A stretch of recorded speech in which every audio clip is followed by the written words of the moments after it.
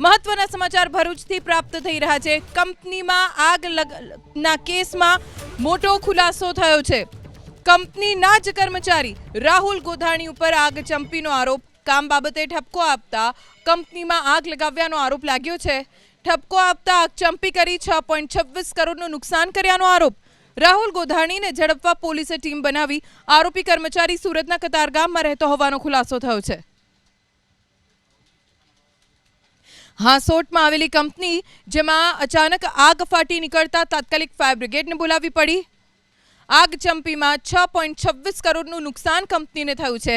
જો કે હાલ જે જાણકારી મળી રહી છે તે મુજબ કંપનીના કર્મચારી રાહુલ ગોધાણી ઉપર આગ ચંપીનો આરોપ લાગ્યો છે। હાંસોટમાં આવેલી કંપની જેમાં અચાનક આગ ફાટી નીકળતા તાત્કાલિક ફાયર બ્રિગેડને બોલાવવી પડી। આગ ચંપીમાં 6.26 કરોડનું નુકસાન કંપનીને થયું છે।